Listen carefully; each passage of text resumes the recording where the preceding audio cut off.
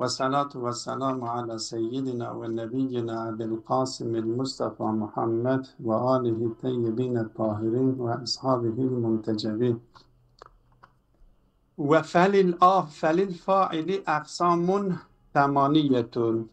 Kop, biz illeti failin kısımlarını işliyorduk ve bu illeti failiyi kısımlandırmak için bir kural koymuştu.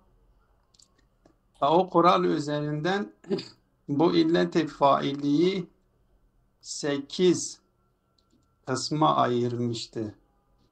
Özetle ben burada özetini yazmışım. Özetle ben üzerinden okuyarak bunu geçelim. Nasıl kısımlandırdığını zaten bunu açıkladıktan sonra hemen direktmen metin üzerinden o 8 kısmı açıklamaya çalışırız. Çünkü zaten dışarıdan onların açıklaması hem dün yapıldı hem evvelsi gün yapıldı. Ayrıyeten daha onun açıklamasına gerek yoktur. Metin üzerinden direktmen açıklamaya çalışıyoruz. Hop. Bu kısımlandırılması için zikredilmiş olan zabıta, kural, kanun şu şekildedir. Ya fiili bilen failler, ya ben şeyi atlattım. Fiilini bilen failler, fiilini bilmeyen failler. İlk önce bu şekilde bir kısım failler vardır. Kendi fiillerini biliyor. Bir kısım failler vardır. Kendi fiilini bilmiyor.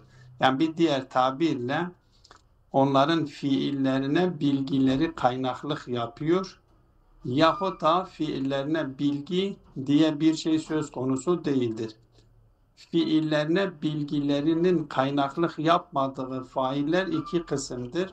Ya o fiil failinin tabiatıyla uyum içerisindedir. Eğer fiil failin tabiatıyla uyum içerisinde ise faile bir tabi deniliyor. Ya da o fiil failin tabiatıyla uyum içerisinde değildir. Eğer fiil failin tabiatıyla uyum içerisinde değilse ona faili bil kas deniliyordu. Bu sefer kendi fiillerine kendi fiillerini bilen failleri kısımlandırıyor. Kendi fiillerini bilen failler ya o fiili kendi iradesiyle gerçekleştirirler veya kendi iradeleri zorlatılmış, başkası tarafından zorlatılmış ve başkasının zorlatmasıyla gerçekleştiriliyor. Kendi iradesiyle gerçekleştirmeyen, iradesi zorlatılmış olan faili bil cebr deniliyor. Ama faili iradesi zorlatılmamış olanlar bu faili iradesinin dahilinde olan failler ya failin fiili ilmiyle aynıdır veya failin ilmi fiillerinden öncedir. Eğer failin fiili ilmiyle aynıdır, ayrı değildir, ondan önce değilse buna faile bir rıza deniliyor. Ama eğer ilmi fiilleriyle aynı değildir, ilmi fiillerinden önce ise bu ilmi fiillerinden önce olan faillerin fiil ve iradesinin yanı sıra bir güdü ve motivasyon yani bir kast gereklidir veya da gerekli değildir.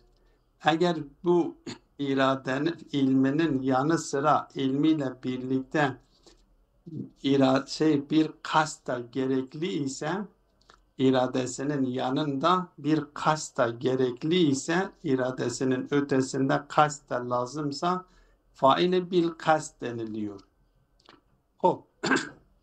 Ama eğer ilim ve iradesinin yanında ayrıyeten bir güdü gerekmiyorsa, bu ilmi fiilinden önce ve iradesi zorlandırılmamış bir failin fiili ilmiyle gerçekleşiyor, ancak ilmi ya zatının aynısı değildir veya ilmi zatının aynısıdır. İlmi, eğer failin ilmi zatının aynısı değilse, aynısı ise faili bir rıza deniliyor. Ama eğer ilmi fiilinin aynısı değilse, ilmi fiilinin aynısı olmayan kendi fiilleriyle birlikte başka bir fail, evet, faile bil inayet, ilmi sadece ilmi fiilinin gerçekleşmesi için yeterlidir. Ve ilminin gerçekleşmesiyle fiilinin gerçekleşmesi aynı anda gerçekleşiyor ise, her ne kadar ilim önce ise de buna faile bil inaye deniliyor. Ve elbette ilmi zatının dışındadır. İlmi zatının aynısı değildir. Hem ilim vardır, hem irade vardır, ama iradenin ötesinde bir kast söz konusu değildir. Ama ilmi zatının aynısı değildir. Zatından ayrıdır. Eğer ilmi zatından ayrı ise, zatının aynısı değilse, biz faile bil inaye diyoruz. Eğer ilmi failin aynısı ise, zatının aynısı ise, bakın fiili ilmiyle fiili aynı değildir. İlmi ayrıdır, fiili ayrıdır, iradesi de söz konusudur. Ama ilmi zatından ayrı değildir. İlmi zatından ayrı olursa faile bil inayedir. İlmi zatından ayrı olmazsa faile bir tecellidir. Bu 7 tane kısım ortaya çıkmış oldu. Bunların hepsi, zikrettiğimiz bu 7 tane kısım kendi fiilleriyle beraber, yani failler kendi fiilleriyle beraber başka bir failin fiili ise, işte o başka faile de ne deniliyor? Faile bir teshir deniliyor. Ki mesela bizim fiilimiz bize nispetlendiriliyor ve biz kendi fiilimizin faili olduğumuz halde ilmimiz zatımızdan da ayrıdır. Adeta bizim failiyetimiz failiyete bil inayedir. Ve biz kendi fiilimizle birlikte başka bir failin fiiliyiz ki Zat-ı Bari Teala'dır. Ki ayet-i kerimede de buna işaret ediliyor. Vallahu halakakum ve ma ta'melun. Yani bize ait olan fiillerle birlikte, biz fiilimizle birlikte başka bir failin fiiliyiz. Dolayısıyla faile bir teshirdir. Yani Zat-ı Bari Teala bizler için faile bir teshirdir. Bizi teshir etmiş, fiilimizle beraber bizi teshir etmiş bir faildir. Bu 8 tane fail zikredilmiştir. İllet-i failiye zikredilmiştir. Kendisi de yukarıda bu taksimi yaptıktan sonra bu neticeyi alıyor. Diyor ki felil faili aksamun semaniyetun. Öyleyse illet-i faili için 8 tane kısım vardır.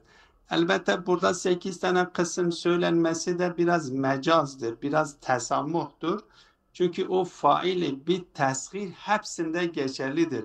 Bu faili bir teshir bunlara karşı bir fail değildir. Belki faile bir teshir hepsi için bir maksem olarak alabiliyoruz.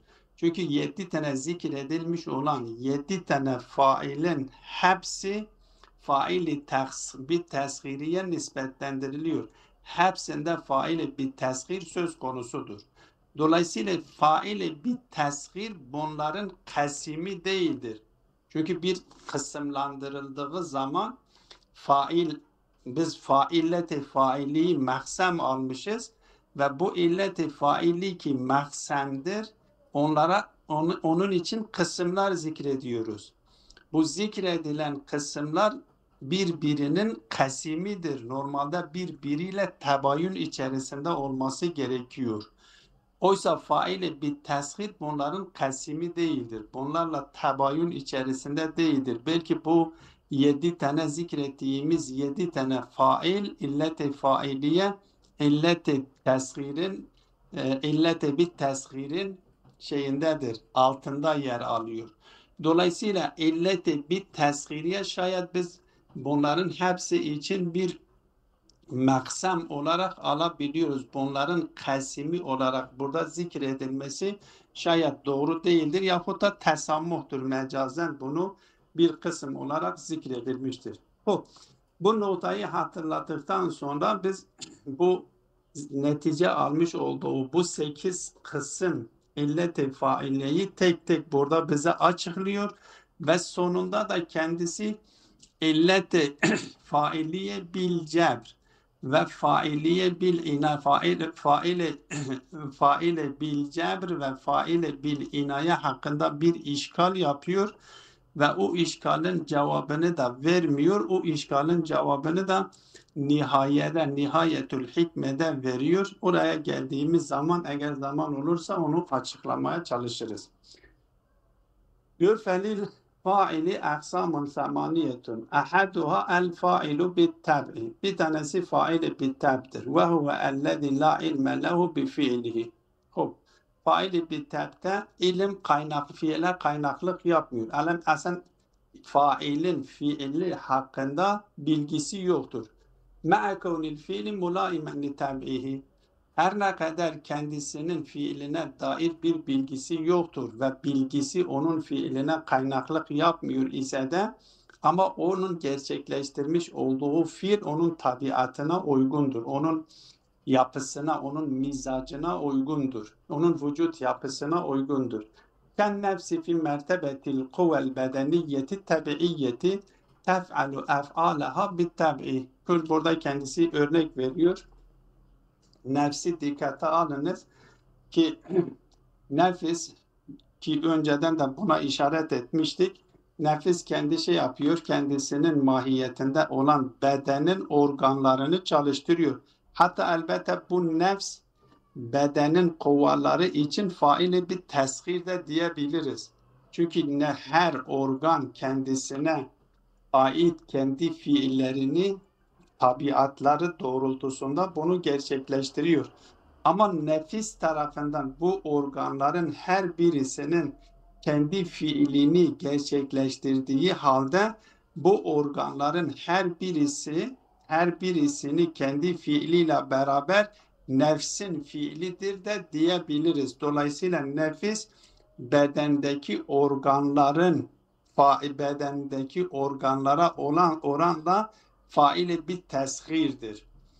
Ülken nefsi fi mertebetil kuvvel bedeniyeti tabiiyeti. Kün nefs mertebe-i kuvva. Elbette bu nefsi nebatidir, nefsi hayvanidir, nefsi insanidir. O bedendeki kuvveler mertebesinde tef'alu ef'alaha bit tabi. Bunlar her bir organ kendi fiillerini kendi tabiatlarına uygun, kendi vücut yapılarına uygun fiillerini gerçekleştiriyor ki geçenlerde de zaten işaret etmiştim. Middeden örnek vermiştim. Midde bir insan bir yemek yediği zaman o yemek middeye giriyor ve middeye girdiği zaman midde o yemeği eritiyor ve erittikten sonra her bir organ oradaki o besiyi, o yemeği emiyor ve kendisine yarayanı alıyor. Bu işte her organın kendi tabiatına uygun kendi fiillerini gerçekleştirdiği için bu organlara faile bir tabiat diyoruz. Bunların üzerinde de nefis olduğu için o ruh tarafından da bunlar yönlendirildiği için nefis için nefse de diyebiliyoruz. Faile bir teshir diyebiliriz. El-thani el-failu bil kasri. İkincisi faili bil kasrdir ve huvellezî la ilme lehu bi fiilihi. Birinciyle bu noktada ortaktır. birincide nasıl ki kendisi fiili ilmi, bilgisi fiiline kaynaklık yapmadığı gibi burada da ilmi fiiline kaynaklık yapmıyor. Yani kendisinin fiili hakkında bilgisi yoktur ki hatta bilgisi o fiiline kaynaklık yapmış olsun. وَلَا فِعْلُهُ مُلَائِمٌ لِتَبْعِهِ. Elbette fiili de tabiatına da uygun değildir. Yukarıdaki fiil tabiatına, failin tabiatına uygundur. Burada uygun değildir. Ken nefsi fi mertebetil kuva indel meradi. Yine örnek veriyor. Nefis olduğu zaman o kuvvaların mertebesinde iken hastalandığı zaman o hasta haliyle bir şey yediği zaman middesi tarafından o eritilip ve eritildikten sonra organları tarafından emilmesi gerekirken middesi onu dışarı atıyor, dışarı kosuyor. Ve innel ef'ale tenharifu fihi an mecres sihhati li avamilin kasiretin. Orada gerçekleşmiş olan, kasir olan, zorlatıcı olan avimler, engelleyici olan amillerden dolayı burada kendi fiillerini doğru mecrasında gerçekleştirmiyor ve o doğru mecrasından inhirafa kaymış ve inhirafa kaydığından dolayı artık o engel amil onlardan dolayı tersine amel ediyor ve o mideye inmiş olan o yemeği geri çeviriyor, kusuyor, atıyor dışarı. Bu fiil de atıyor, mide onu dışarı atıyor, midenin onu dışarı atması onun fiilidir ama fiili bil kasirdir. Yahut da taşı yukarı atması gibi. Bu iki. El-thalisu el-failu bil cebri. Üçüncü faili bil cebirdir. Ve huve ellezî lehu ilmun bi fiilihi. Yani kendisinin ilmi vardır. İlmi onun fiiline kaynaklık yapıyor. Zaten iradeleri yönlendiren, iradeleri harekete geçiren bilgidir. Ve dolayısıyla bilgi ona kaynaklık yapıyor. Ve leyse bi iradetihi. Elbette iradesi doğrultusunda değildir. Kel insani yukrehu ala fi'li ma la yuriduhu. Bir insanı düşününüz ki biz fiilen zorlatılmıştır. İradesi zorlatılmış. Başkası tarafından zorlatılmıştır. Ve bu başkası tarafından zorlatılarak bu fiil fail tarafından gerçekleştiriliyor. Fiil fail tarafından gerçekleştiriyor. Fail fiilini biliyor ama iradesi yoktur. Elbette Allame buna işgal tutuyor ki diyor ki burada irade yoktur diyemiyoruz. Ki ben geçenlerde de zaten işaret etmiştik. Bu biraz işgallidir. İradesi vardır. Fıkhi olarak bu fiilinden sorumlu değildir. Felsefi olarak biz burada bu fail kendi iradesiyle bu fiili gerçekleştirmemiş diyemiyoruz. Fail kendi iradesiyle bu fiili gerçekleştirmiş ama başkası tarafından bu dayatıldığı için sorumlu değildir. Yoksa kendisi burada kendi ihtiyarıyla burada gerçekleştirmiştir. Çünkü kendisi onu zorlatana karşı gelebilir ve o zorlatana karşı gelerek o zorlatan tarafından öldürülmeyi de tercih edebiliyor. Yani öldürülmesiyle o fiili gerçekleştirmesi arasında muhayyerdir. İhtiyarı da vardır. Bu ikisinden bir tanesini ihtiyar ediyor. Burada irade yoktur diyemiyoruz. İrade vardır, ihtiyarı da vardır. Kendisi bunu ihtiyar da ediyor. Ancak buradaki fıkhen sorumluluk söz konusu değildir. Başkası tarafından bu zorla kendisine yüklenildiği için sorumluluk söz konusu değildir. Ama irade yoktur diyemiyoruz. Burada böyle bu işgal söz konusudur. Hocam o bir tabir kullanıyorsunuz. O özel bir tabir mi yoksa zorlatma mı diyelim yoksa zorlamayla zorlanma mı diyorduk biz? Ama zorlatma başka bir tabir mi kastediyorsunuz yoksa? Yani başkası onu zorluyor. Zorlama diyelim ona demek istedim. Zorlama. Zorlama. Bir de zorlanma. Ama zorlatma ben duymamıştım. Yok, Hani başka bir şey mi? zorlamadır. Yani Tamam. başkası tarafından o Evet, evet, zorluyorsun. Zorlanma diye. Tamam. zorlanmış. Evet, tamam. Ya zorlatılmış mı diyor bilmiyorum Yok, artık daha Türkçe'de. zorluyorsun, zorlanıyormuş. Ha, Zorlanıyor eğer zorlanmış lazım yani olsa başkası tarafından. zorlanıyor. Evet, Ha. zorlanmış. Mesela bunu başkası iradesi haybi tarafından da zorlanmış olabilir. Yahut da mesela farz Onu edelim bir zorluyor diyelim. ha, Zorlatma ha, demeyelim. Zorluyor. ha, Evet. zorluyor. Yahut da mesela farz edelim ben bir sıcak bir bölgedeyim. Çok sıcaktır. Bir Benim. duvar vardır. Bir Hı, duvar vardır. O duvarın gölgesine gideceğim. benim. Duvarın gölgesine gittim. Baktım ki duvar üzerime çökecek. Benim. Bak orada yine beni zorlayan bir şey var. Evet. Yani zorlama illa fail-i muhtar tarafından olması şart değildir ha. Evet, evet. Anladım. Ben orada bir duvar vardır. Ben duvarın gölgesine gidiyorum. Bir duvar bakıyorum ki duvar üzerime çökecek. Ben orada kalıp da duvarın üzerime çökmesiyle oradan kaçmayı arasında birisini tercih edebilirim. Evet. Ama Zorlanma diyelim oraya işte. O lazım olacak. zorlanmadır. O zorlanma olacak. Evet, lazım. Zorlanma vardır ama burada ihtiyarı yoktur diyemiyoruz. Tabii ki. Anladım. İhtiyar felsefi olarak burada her ne kadar faile bir cebir deniliyor, diyor ki faile bir cebir dememiz doğru değildir. Çünkü kendi Hmm. ihtiyarıyla burada gerçekleştiriyor. İhtiyar vardır. Fıkhen cebir diyebiliriz ama Fekhen felsefiyen cebir cebir değil değil yani. ama şey olarak cebir diyemiyoruz. Tabii ki. Doğru. Felsefi olarak. Doğru. Er-rabi'u el-failu bir rıda. Dördüncü faili bir rıdadır. Ve huvellezî lehu iradetun. Kendisinin iradesi vardır. Ve Tamam. ilmuhu tefsiliyyu bil fiili aynul fiili. İlmi tefsili de vardır ve bu ilmi tefsili de fiilinin aynısıdır. Ben. Fiilden ayrı değildir. Ki bunun için örnek getirmiştim. Demiştim ki dışarıda mesela hiçbir şey yoktur olmayan, dışarıda örneği olmayan bir şeyi zihnimizde icat etmek. Mesela dört kanatlı insan. Dört kanatlı insan. Beli. Dışarıda yoktur. Evet. Biz ne yapıyoruz? Onun dışarıda örneği yoktur. Biz zihnimizde onu icat ediyoruz. Çünkü Tasavvur onun ediyorum. hakkında bilgimizle fiilimiz aynı olmuş oldu. Aynen. Çünkü fiil yok başka yani vaka yok. Fiil yoktur. Yani o dört kanatlı insanın oluşu hem fiildir hem bilgidir. Hem bilgidir. Ben. Ve leyse lehu kablel fiili illa ilmun icmaliyyun bihi bi ilmihi bizzatihi. Yani kendisinde ilmi bizzat bir ilmi icmali vardır. Ki ben mesela ilmi icmali nedir? Diyelim ki dışarıda farz edelim. Mesela insan dışarıda vardır.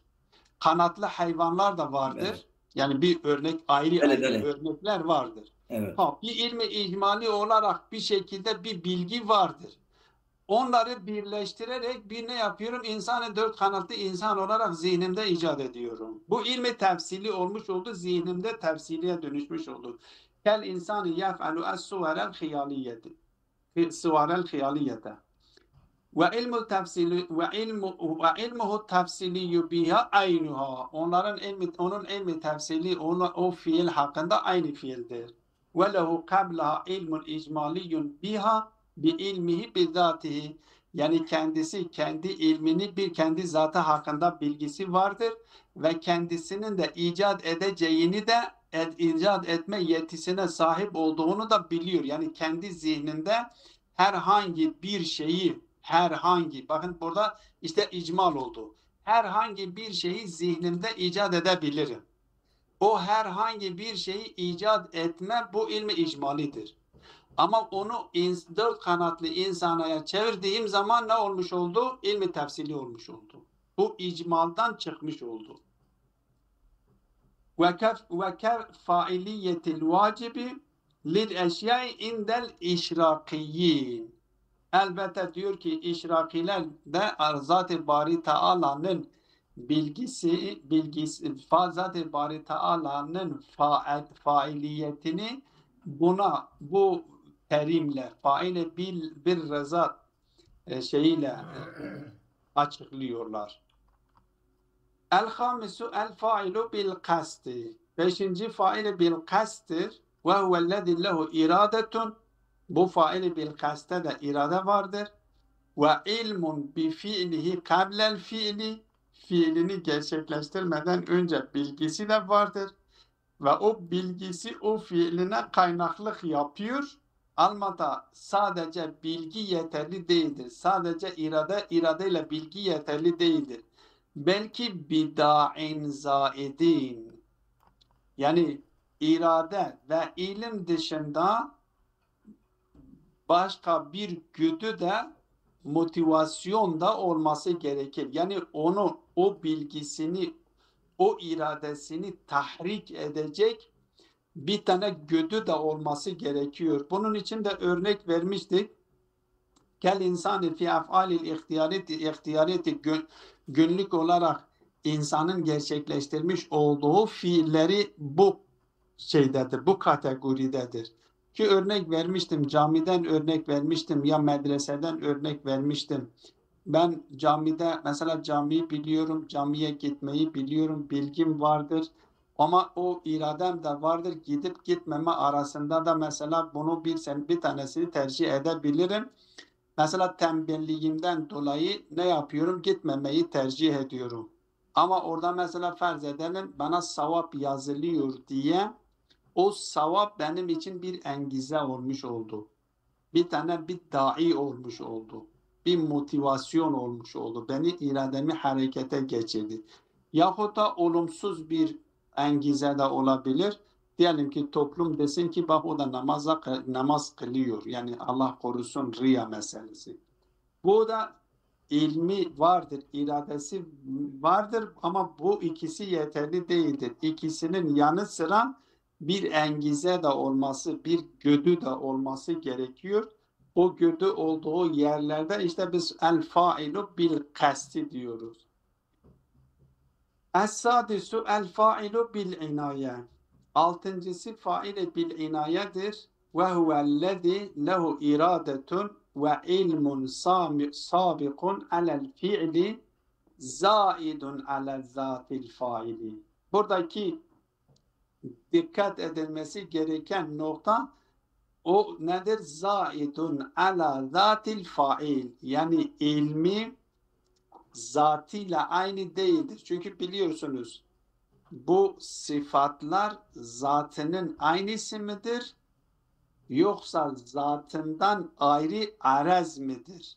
Bu Zat-ı Bari Teala bağlamında kelamcılar arasında ihtilaf söz konusudur. Yani Zat-ı Bari Teala'nın sıfatları zatının aynısı mıdır? Yoksa zatından ayrı mıdır?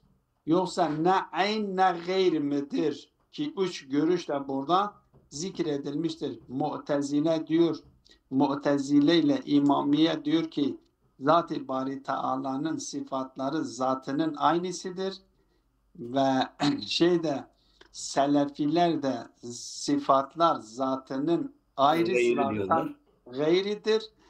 Eş'ari de Maturidiye iki tane görüş nisbetlendiriliyor.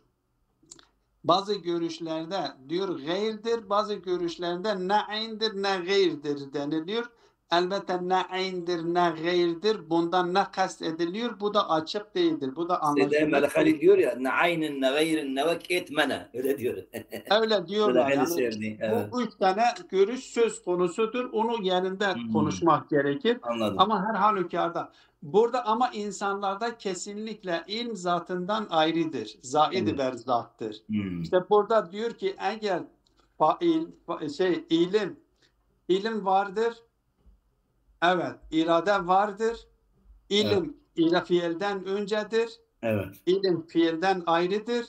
Ama bu ilim failin zatının aynısı değildir.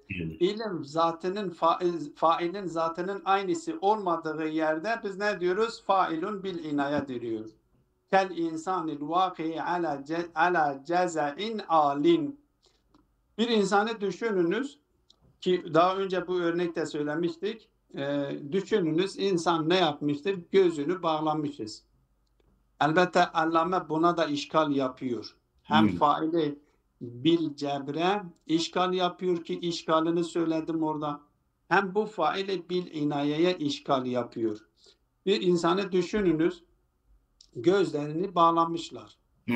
ve götürülmüşler çok yüksek bir ağacın bir dalı üzerine koydular. Böyle. Orada gözünü açtılar. O insan da o yukarıda böyle bir şeye alışık değildir. Alışkın değildir. Gözlerini açıyor, bir aşağı bakıyor, düşmeyi tasavvur etmekle düşmesi aynı oluyor. Böyle. Burada diyor ki bu bilgisi ona şey yapmıştır, ona kaynaklık yapmış, Allame itiraz ediyor. Diyor ki aslında burada o tasavvur etmesi onun düşmesine sebep olmuyor. Niye? Diyor çünkü eğer sadece tasavvur etmesi onun düşmesine sebep olmuş olsaydı, Böyle. o zaman mesela bir benna düşününüz, alışık olan bir insanı siz götürür orasına tasavvur da ediyor, yine düşmüyor. Düşmüyor. Mesela bazıları vardır öyle bir ip üzerinden yürüp Cambaz, ip cambazları gidiyorlar. diyorlar. Mesela Risk, yani sirk böyle.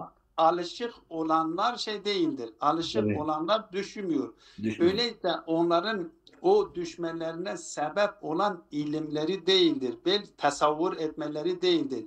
Belki orada onların düşmesine sebep olan onların Alışmamalı. orada alışmamaları, Allame diyor alışmamalarıdır. Ayetullah Misbah Yezdi diyor yok. Diyor Yani alışmamaları değildir. Dengesini dengesini kaybettiklerinden. kaybediyor. Ha, böyle. Tamam. Dengesini Yani psikolojik bir kaybettiğinden. şeydir aslında yani biraz. Ya iç aleminde bir korku oluşuyor. Evet, evet yani. O oluşmuş olan korkuyla dengesini kaybediyor Evet. ve o dengesini kaybetmesiyle düşüyor. Hmm. Ve innehu buna itiraz ediyor. Bu yani kendi bazıları diyor sadece tasavvur ediyor. Tasavvur etmesiyle düşmesi aynıdır. Yani bilgisi ona düşmesine kaynaklık yapıyor diyor. Yok düşmesi bilgisi kaynaklık yapmıyor. Belki oradaki taadülünü kaybetmekten dolayı düşüyor.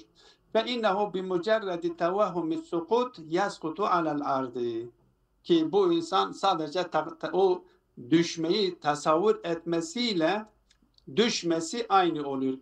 Ve kel vacibi fi icadihi ala kavlil meşain.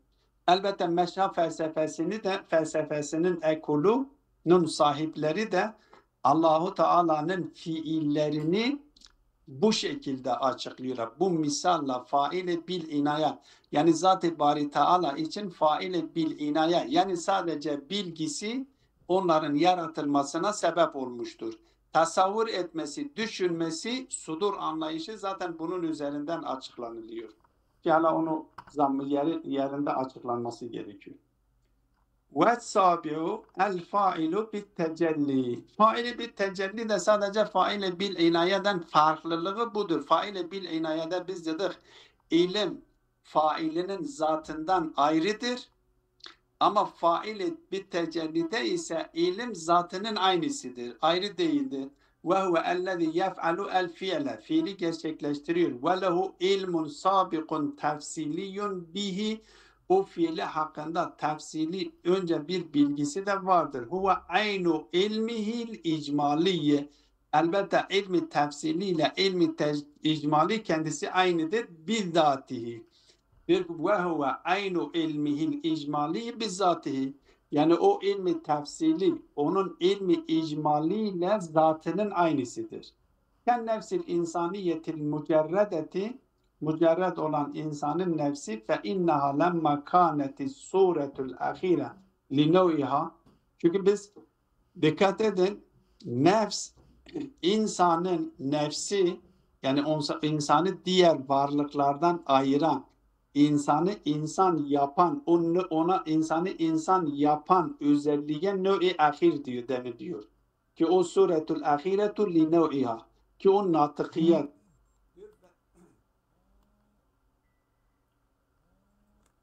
Seyda'nın sesi gitti.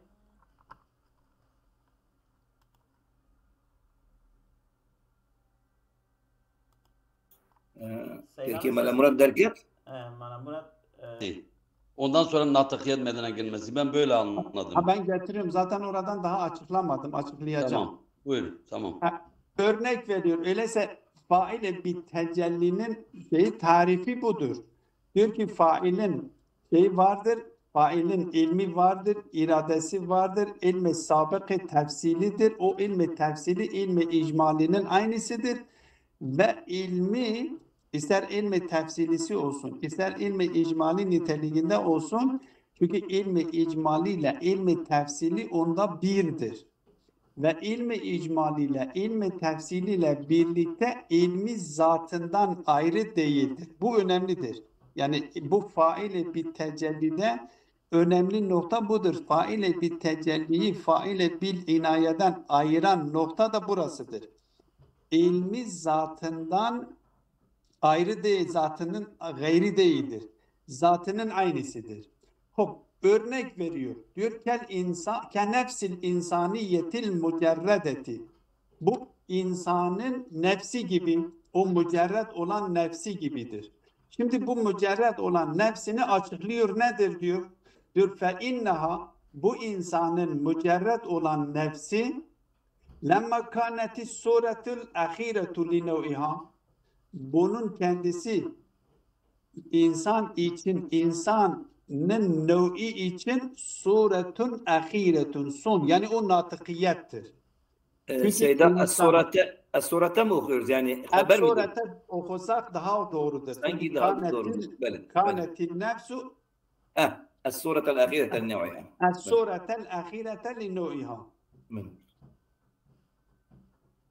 Böyle.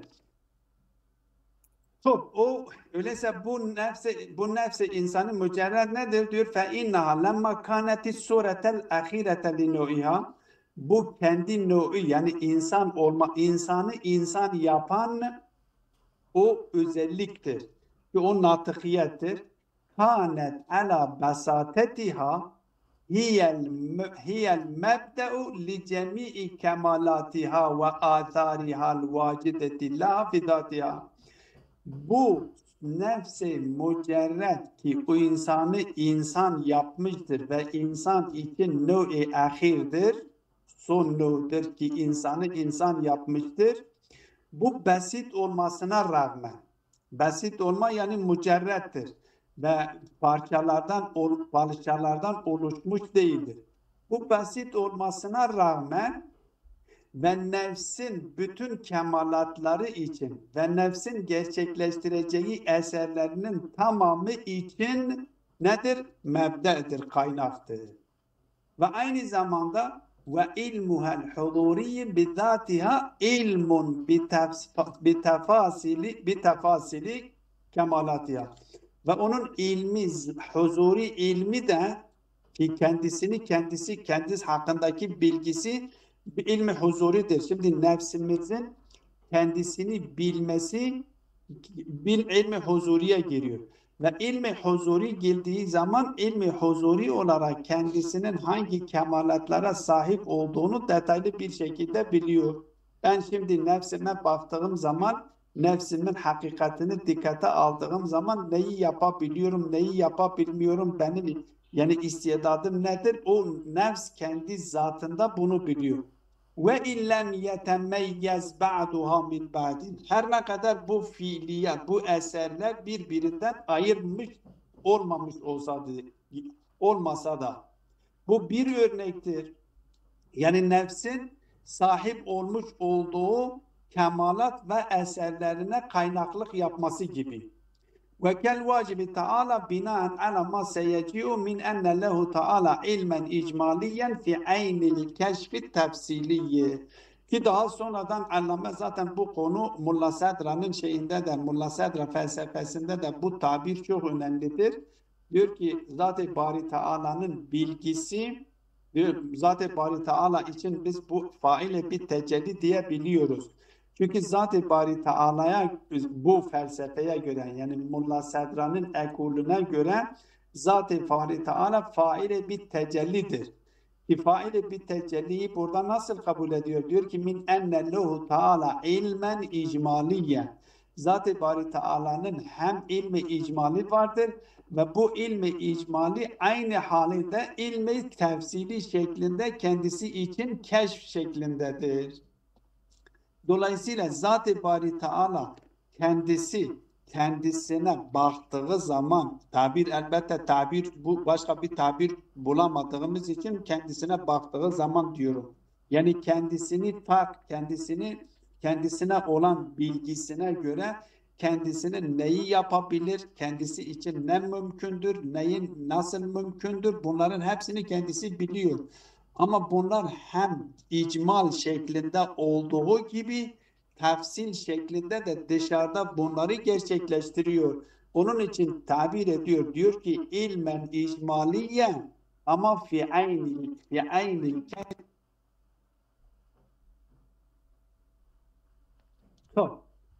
bu da ilmi şeydir, faili bir tecellidir. Her halükarda faili bir tecelli kendisi ilmi vardır, iradesi vardır, ilmi fiilinden öncedir. Yalnız ilmi zatının aynısıdır. İlmi zatından ayrı değildir. Bu faili bir tecellidir. Et-taminu faili bir teshildir. Bunu açıklamıştır. Bunu o işgalla beraber yarına bıraksak sanırım daha uygun olur. Acele etmeyelim. Ve sallallahu ala Muhammedin ve alihi